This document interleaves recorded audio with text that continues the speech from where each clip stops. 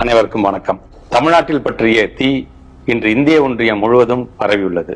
ஆம், நீட் தேர்வை முற்றிலுமாக ரத்து செய்ய வேண்டும் என்பதே நம் இலக்கு எனும் பாதையில் நாம் பயணித்து வருகிறோம். அதற்கு அடித்தளமிட்டவரே முத்தமிழறிஞர் கலைஞர் அவர்கள்தான். பள்ளிக்கல்வி முடித்து உயர்கல்விக்கு செல்லும் மாணவர்களுக்கு எந்த வகையிலும் என்ட்ரன்ஸ் எக்ஸாம் என்ற ஒன்று இருக்கக்கூடாது என்று வலியுறுத்தி பொறியியல் கல்வியில் அதனை சாத்தியப்படுத்தியவர் முத்தமிழறிஞர் கலைஞர். அவரது வழியில்தான் ஏழை எளிய மாணவர்கள் நீட் எனும் கொடிய தேர்வால் பாதிக்கப்படக்கூடாது என ஆரம்பம் முதலே போராடி வருகிறோம். அதற்கான காரணங்களை ஜனநாயக வழியில் தொடர்ந்து இந்தியா முழுவதும் பரப்பிக் கொண்டே இருக்கிறோம்.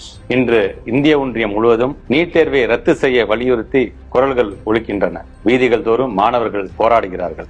அவர்களின் போராட்டத்திற்கு நம்முடைய தலைவர் அவர்கள் முழு ஆதரவை அளித்திருக்கிறார். இந்த நேரத்தில் சின்ன ரீகால் முயற்சியாகத்தான் இந்த வீடியோ.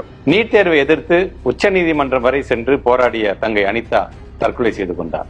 நம்முடைய கழக தலைவர் அவர்கள் அவரது வீட்டிற்கே சென்று குடும்பத்தினருக்கு ஆறுதல் கூறினார். அனிதாவை கொன்ற கொடூரம் நீட் தான் என்று பகிரங்கமாக அறிவித்தார். 2019, 2020 ஆண்டுகளில் நீட்டால் பல மாணவர்களின் மரணங்கள் நிகழ்ந்தன.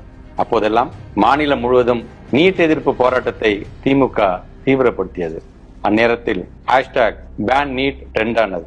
2021 கழக அரசு அமைந்த உடனே ஜூன் மாதத்திலேயே ஓய்வு பெற்ற நீதியரசர் AK ராசன் தலைமையில் குழு அமைக்கப்பட்டது. அந்த குழு அளித்த ஆய்வறிக்கையின் அடிப்படையில் 2021 செப்டம்பர் 13 நீட்டுக்கு எதிரான சட்ட மசோதா தமிழ்நாடு சட்டமன்றத்தில் நம்முடைய தலைவர் அவர்களால் நிறைவேற்றப்பட்டது. அன்றைக்கு அந்த தீர்மானத்தை எதிர்த்த ஒரே கட்சி பாஜக மட்டுமே. அந்த தீர்மானம் மீது எந்த முடிவும் எடுக்காமல் காலம் தாழ்த்திய அன்றைய ஆளுநர் 142 நாட்கள் கழித்து அரசுக்கே திருப்பி அனுப்பினார். உடனே அனைத்து கட்சிகளின் ஆலோசனை கூட்டத்தை தலைமைச் செயலகத்தில் நம் தலைவர் கூட்டினார்.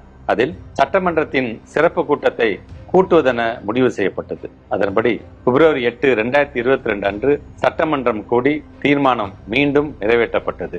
நாம் வெற்றி பெறும் வரை இந்த போராட்டத்தை விடமாட்டோம் என சட்டமன்றத்தில் நம் தலைவர் முழங்கினார். பேரறிஞர் அண்ணா அவர்கள் முதலமைச்சர் இருந்தப்போ டெல்லி அமைச்சர்களிடத்துல கள்ளக்குறிச்சி சக்கர ஆலை விவகாரம் பற்றி போன் செஞ்சு பேசினாராம். அப்போது எதிர்முனையில பேசியவருக்கு கள்ளக்குறிச்சி என்ற பெயரை புரிந்து கொள்ளவே 15 நிமிடம் ஆனது என்று பேரறிஞர் அண்ணா அவர்கள் சொன்னார்கள். அதே மாதிரி இந்த நீட் தேர்வின் மோசமான அம்சங்களை நாம் 5 ஆண்டு காலமாக விளக்கிக் கொண்டே இருக்கிறோம்.